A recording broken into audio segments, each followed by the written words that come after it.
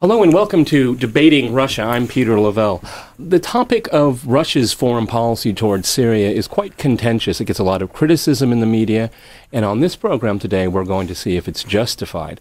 Joining me in London is Kristyan Benedict at Amnesty International, and he's the UK campaign manager there. We have Wael Aleji. He is a member of the Syrian National Council and Europe Director of the Syrian Christians for Democracy organization. And here in the studio with me here in Moscow is Alexander Kuznetsov. He's a vice president of Geo-Arabica Center. Kristyan, if I go to you first, when we look at the problems in dealing, it's 2 years now going on, this conflict, this civil war. What does Syria need more of right now? Does it need more diplomacy or does it need more guns? Ultimately, Syrian civilians need protection. That's where we would like the international community's debate to be in terms of how do they better protect civilians. And that seems to be missing. Does that mean arming them? Well, let's be clear here. Because we have Sure. officials in France and in Britain saying they're opening to the idea of not respecting the embargo. Go ahead. Sure, and they've been saying that for a long time, and Amnesty International have been saying back to them, what are the safeguards? Are you assessing the risks properly? How will this better protect civilians? It's for those countries that are thinking of potentially arming particular armed groups inside Syria to be able to answer those questions. Those questions haven't been answered adequately yet. Okay, well, what do you think? More arms or more diplomacy? Let me be honest with you. Syria is in a state of war. There is a regime that is continuously killing its people and constantly receiving unlimited support from its allies in Russia and Iran and China. On the other hand, we have people who want to defend themselves, to protect their children, to protect their properties, and they lack everything. They lack food, they lack medicines, they lack ammunition, they lack arms.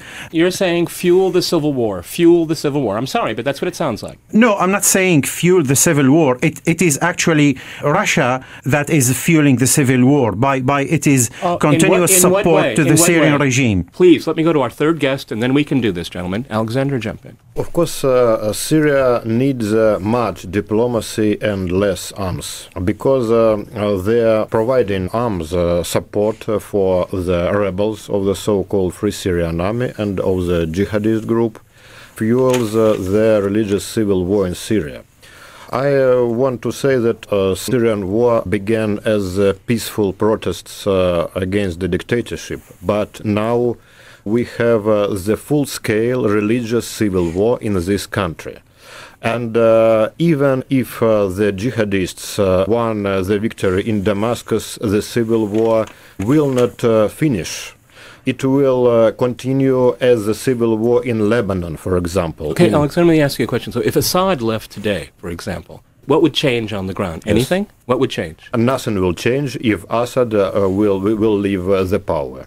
Okay, Kristyan, you want to react to that? If Assad left today, nothing would change on the ground. Go ahead. Well, I suspect it would have a huge psychological impact on those people who have been demanding he leaves. And we've got to remember, as your guest in Russia just said, people rose up against core problems. This is not over the past 2 years. People rose up over core problems of poverty, of corruption, of repression, of the impunity of the regime. And they did that peacefully. We've got to remember it was the regime that opened fire on peaceful protesters. They were demanding change. So to characterize those people opposed to the current regime as somehow jihadis who want to chop everybody's heads off. Do they exist? Of course they do. Do they exist? Of course they do. Of course they do. Let's be clear, they do. Of course they do. But what I'm saying is to characterize everybody who is either anti-Assad or actually just wants an end to this suffering, this poverty, this grinding issue that is going on in Syria for decades, to characterize all them as somehow as jihadis is absolutely a gross misinterpretation of what's going on inside Syria. Do you support forced regime change? Well, Amnesty doesn't take a position on the use of force. What we're saying is those governments who are thinking of arming different armed groups need to ensure that safeguards are in place. It's for them to look at what the risk is and what impact that will have, not just within the country on civilians, but in the region as well. Is Saudi Saudi Arabia and Qatar and all the rest of the Gulf countries, are they concerned about the use of force, giving them arms and training? I mean, everyone keeps talking about Russia, China, Iran, but where are the arms coming from? Mainly from the defectors. Don't forget that thousands and thousands of army officers and soldiers have defected, and those people brought their weapons and ammunition with them. And there are daily battles with the regime's forces. And when the Free Syrian Army personnel take control of one of the regime's units, then they will get all the weapons and the ammunition, and the cycle continues. Of course, there is some little supply from across the borders from Turkey and Iraq, smuggling weapons, but this is very limited. The main source is coming from inside Syria. Alexander, has diplomacy been given a real chance here? Because it seems, I look at Lavrov, the foreign minister here, and he's tirelessly going around the world trying to get some kind of negotiations. But a lot of the rebel groups are not interested in that. They're not interested in talking. I think the process in Syria is very complicated, and even in the rebel movement, we have some different groups. Now, the strongest group is the group of so-called takfirists or jihadists. The Jabhat al-Nusra and some other groups. But don't forget that these were created by the regime itself. It used to cultivate them in Syria and send them back to Iraq to kill civilians. These people were created by the regime itself. I'm sorry, we don't speak about Iraq and about Iraq situation. We speak about present Syrian situation. And last December, I have been to Beirut, and very informed people from Hezbollah movement said to me that this jihadist group has more than 70% of the arms, and the secular rebels. That's wrong. That's wrong. Than 30% now. That's wrong. You are using Hezbollah. All right. Wael, go ahead. Everyone gets the same amount of time. Go ahead. Just to repeat, don't forget that this is a regime that used to receive all the jihadists and the Al-Qaeda personnel from all over the world, train them in Syria and send them back to Iraq and Lebanon to destabilize the region. So now the Russians are talking as if those jihadists were created by the revolution, which not the situation. And I find it very strange that your guest in Moscow is using Hezbollah as a source of information, which is a jihadi group. Is Hezbollah a liberal party? It's a parliamentary democratic party in Lebanon, Hezbollah. Kristyan, you want to jump? Only a few countries in the world define Hezbollah that way. Okay, but let me jump in. This is a different matter. Let me jump in, Peter. No, let's talk. That's right. Kristyan, please do. Yeah, because this line of debate isn't going to go anywhere. The issue is about Russia-Syria relations. It would be good to know if our guest in Russia has a clear understanding of what the Russian Federation's objectives are with regards to Syria. It's not very clear, actually. I mean, we talk about. They talk about. I think it's extremely clear. No one wants that. Russia doesn't want to see a catastrophic collapse of the Syrian state. Okay. It wants a transition. Let's follow that. One of the logical paths of this line of debate, where they're saying, "Okay, come to the table." Now, let me just step outside the situation and say, if I was looking at this situation objectively, they are saying to the current regime and to elements in the opposition to sit down at the table. What's the end point? Is it a free election? If it's an election, who's going to administer that? Is it going to be the UN? How is it going to be administered in a safe way where people can organize parties, campaign and vote? Does it need a UN stabilization force? Do the Russians think that the Ba'ath Party and Assad himself would submit themselves to a free election? I suspect their calculation is they couldn't win a free election. That's what I would put back as the challenge. I think your technical side of it is very interesting, but it's kind of trivial next to a war. Alexander, you want to jump in? Go ahead. Yes, I want to add something. It's impossible to make free elections in the country which is in the conditions of the civil war. It's quite impossible. Yeah, that's why I'm saying if you want to take people to the table, obviously there would need to be a cessation of violence. But what you're doing is, as ever, when somebody pricks the so-called objectives of the Russian Federation, these excuses come up. So what I'm saying is, take the stated Russian objectives to their logical conclusion and test them. As you know, our Russian foreign minister, Mr. Sergei Lavrov, created a plan of 3 points. The first point is to stop violence in Syria. The second point is to stop interference in the Syrian internal affairs from all the countries, including, at first, the countries of Gulf Cooperation Council, which provide arms the Syrian rebels now. And the third point is the democratic elections. I think that now, in this situation, Syrian government also understands very well that without the participation of Muslim Brotherhood, for example, it's impossible to stop tensions in this country, to reconcile this country. All right, gentlemen, I'm going to jump in here. We have to go to a station identification. This is Voice of Russia, and you're listening to the program Debating Russia. Well, in London, you've been a little quiet there. Do you want to react to something that Alexander said? Go ahead. I just want to mention that prior to the revolution, Syrian people had always recognized Russia as their friend and ally in their struggle with Israel to recover their occupied territories.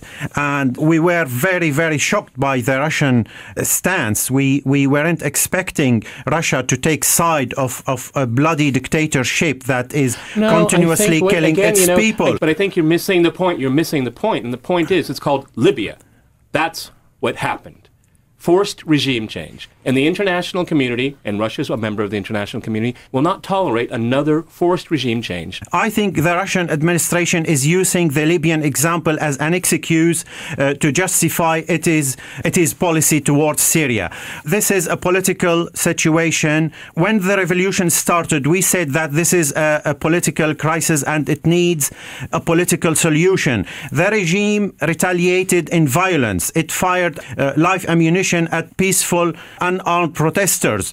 Now, after 2 years, the Russians and the Syrian regime are talking about possible political talks between the regime and the opposition. It is too late. Russia is biased. Russia cannot be considered as what about the Qataris, the Saudis, the Americans, the French, the British? They're not biased here? They are not, because they are standing beside the people of Syria who are being killed by a bloody and violent regime, by a bunch of criminals that enjoys unlimited support by the Russians and the Chinese and the Iranians. This is very, very different. And to be honest, the Americans and the West are not supplying the Syrian people with weapons and ammunition to protect themselves. But Alexander, please. My Syrian friend, I would like to ask you, what about the Saudi regime? It is not a bloody regime, for your opinion. The regime which oppresses Muslim It is not my problem. The Saudi people sort it out themselves. And provide support to the Muslim Brotherhood in Syria in the same time. It is not a bloody regime. It's a truly democratic regime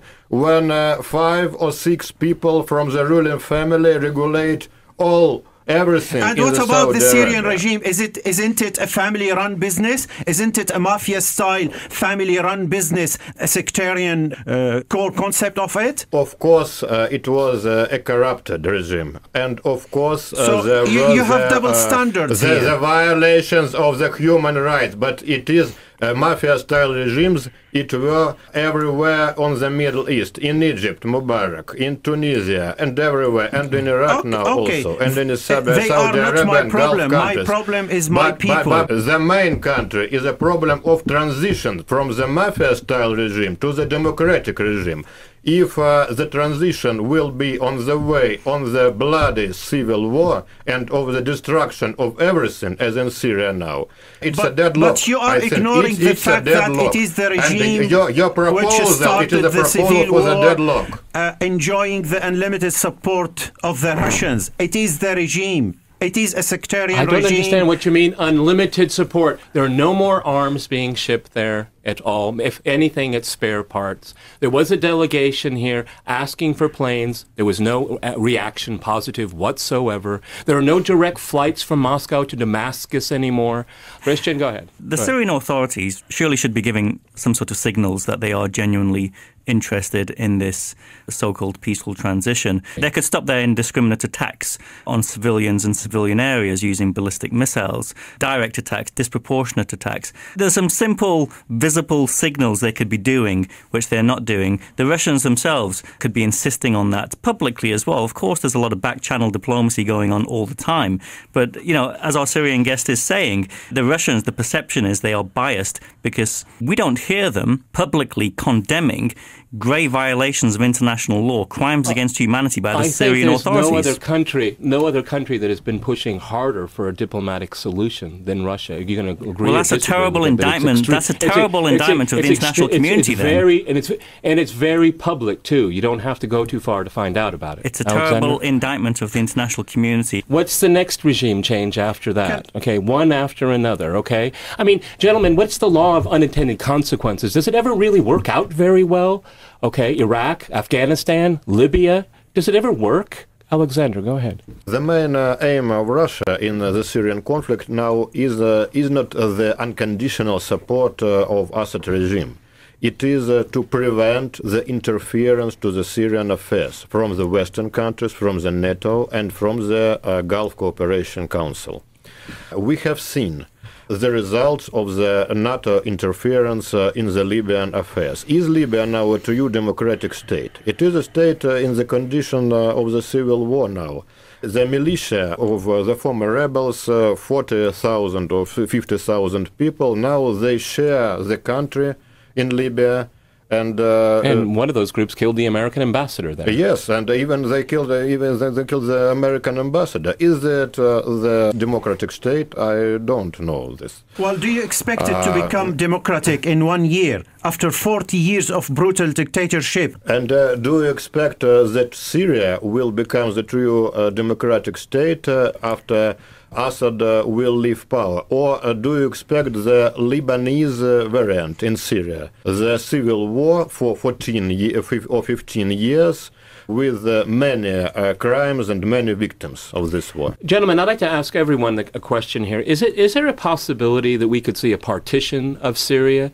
Because it appears, at least right now, that no one's going to win by the use of arms. Kristyan, you want to field that one? Partition. I don't know. I mean, if you look at the history of borders over a long enough time in the world, borders are flexible. So we wouldn't have a position on that. Like I said, we'd bring it back to what measures and actions are being taken to protect civilians, and those measures and actions that are being proposed, how will they protect civilians? So your guest in Russia had a good point when he said, look at what's happened in Libya. Absolutely, and Amnesty International said at the time and has said subsequently that going into a country without proper safeguards, human rights protection mechanisms and protocols will have a negative impact on civilians. We're saying the same thing about... Kristyan, is that being thought about now? It is, but it's not being... circles, do you hear that? Yes, okay. It is being thought about. It is being thought about, but it's not being done enough. And, we've been very clear and public and vocal, for instance, with the UK Foreign Office, that they should be impressing on those people within the armed opposition and the civilian opposition they have influence with, because they don't have influence with everybody, let's be clear.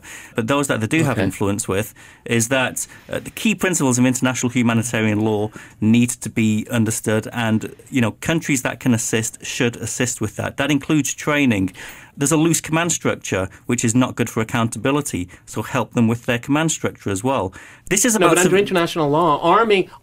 I didn't say arming. International law. You're pushing international law. I didn't say That's arming. Against international law I didn't say arming. I said insist on international humanitarian law being understood, mainstreamed, monitored within the armed opposition. That's absolutely critical. They are a reality. Let's not pretend that what is called the Free Syrian Army is not a reality. It's a reality. So those countries that are engaged with them and have been engaged with them for some time have a responsibility to impress on them. You have to protect civilians. And this is how you do it. There's nothing wrong with that. That's actually a sensible thing to be doing. My question is partition. Is that a possibility? Just a separation of populations? The risk is there. As I mentioned before, this is a regime that has a strong sectarian element. Well, I think that the regime might think of using this element at some point. You know, we are talking a bunch of people that don't understand the language of politics and certainly don't understand it. They have the mentality of a gang. So it is quite possible that at some point they would retreat to the mountains and the coastal area and try to create their own pocket there and fight their battle from there. Okay, Alexander? So to my mind, the partition of Syria will be the greatest tragedy for this country, because the new DAF states, little states, will be as the puppets in the hands of regional neighbors. Of the regional neighbors, yes. The best solution for me is not the partition, but the creation of the greater Syria, so-called Bilad al-Sham, of Syria, Lebanon, Palestine, and Jordan. It will be the self-sufficient state in the Middle East. Okay. I strongly agree with Alexander. Thank you very much, actually. This would be a dream come true. Thank you very much. All right, gentlemen, we'll reconvene on that one another time. All right, Kristyan, Wael, and Alexander here in the studio here. Thank you very much for joining me here on Voice of Russia's new political program, Debating Russia.